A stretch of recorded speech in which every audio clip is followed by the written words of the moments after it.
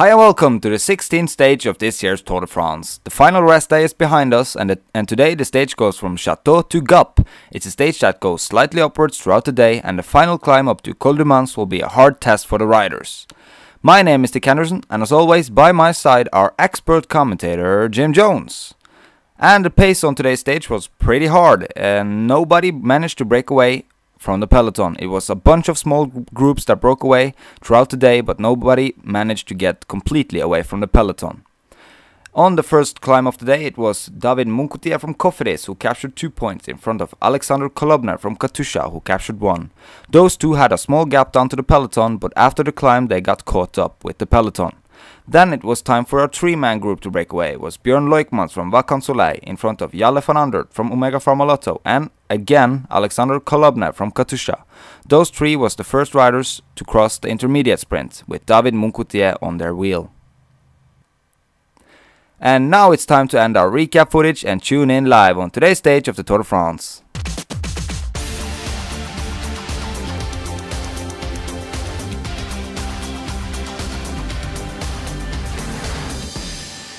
Hi and welcome back. We are now live. You can see Alexander Kolobner who finally got away from the peloton. He now got 1 minute and 42 seconds down to the peloton.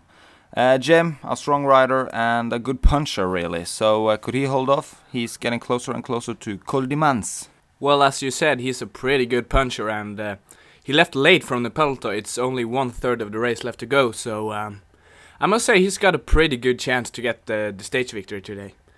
Yeah, and the peloton are chasing pretty good from behind. Now all the captains are getting to the front. Maybe we will see some action up to Col de Manse. And it's a Rabobank Leopard, and I also think I saw some BMC riders at the front there, so we can expect some action, I think. So who will attack today, Jim? If anybody actually are going to attack, who will try to gain some time? Well, Contador should definitely attack. Maybe Cadel Evans, try and get some time on Andy Schleck, and perhaps we will see Robert Gesink. Gesink, yeah, he's a good puncher when he wants to, but the downhill though, could that be a problem for him? Maybe. Yeah, it shouldn't be his favorite part of the stage.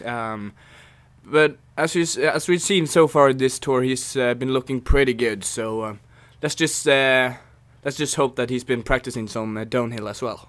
Yeah, he most likely have. He's a grown man now, so he should be able to ride the downhills.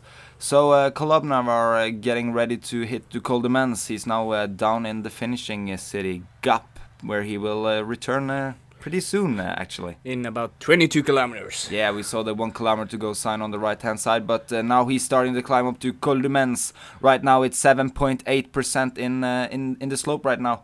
But okay, he's got a good gap now. But could he hold off really, or if the favorites attack, will they like eat him up?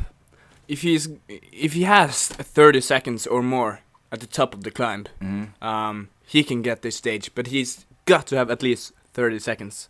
Yeah, we can see him here now fighting with himself to get to the top alone. He is 20 kilometers away from the finish line, but it's kind of steep this hill, even though it's just a categorization 2, but it's kind of steep anyway. Yeah, it's really steep, and it will be hard for the favorites if anybody attacks. So let's just hope that Contador and Andy Schleck will try to attack here, so we get a nice race. Yeah, and Andy Schleck is not so good on the time trials like he should be to win this Tour de France, but the peloton are only 900 meters behind the club now, but Andy Schleck needs to attack because 1 minute 34 seconds down to Cadel Evans, it's not enough for a time trial. He will be eaten alive in Grenoble then. Yeah, but he can do it in the Alps for sure, as David Moncoutier did in the Pyrenees. Yeah, he needs to go on the attack. He needs to take time, but if they will let him go, that's another thing though. Kolobner is still holding off. The breakaway is starting to take sense, but Andy Schleck has attacked from the peloton. He is starting to chase up to Alexander Kolobner. He is actually seeing him now as Alexander Vinokourov is closing the gap up to Andy Schleck.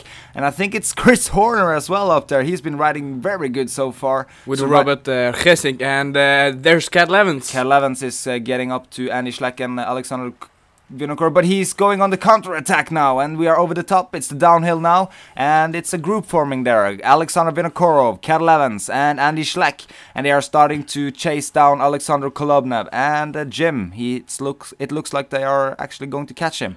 Yeah, it's less than 30 seconds. It's 20, I guess, down to here we have it, 24 seconds, 10 kilometers to go.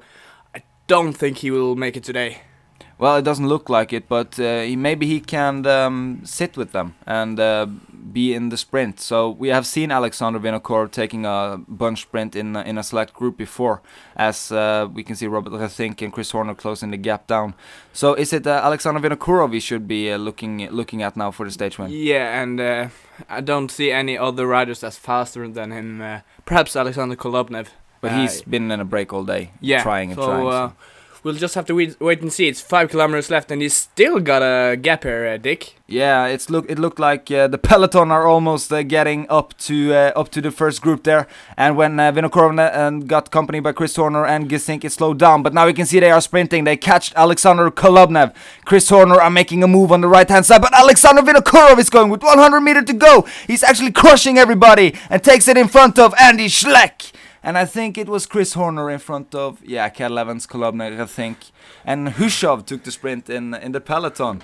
And it doesn't look like they got any time gaps there. No, I think Hushov sprinted up to the group, and there were no real difference between Vinokourov and Andy Schleck either, so... Maybe a smart move for Contador, saving some energy. Saving some energy today. Or maybe he's just going for stage wins now. So, yeah, definitely. And Basso wasn't there, Vandenbroek wasn't there, Samuel Sanchez wasn't there, so maybe they saved some energy. I don't think Basso was saving energy because he was pulling the peloton there up the hill to Mans. Yeah, maybe some panic in his head there. Edvald Boasnagen keeps his jersey, so does Andy Schleck and David Moncoutier.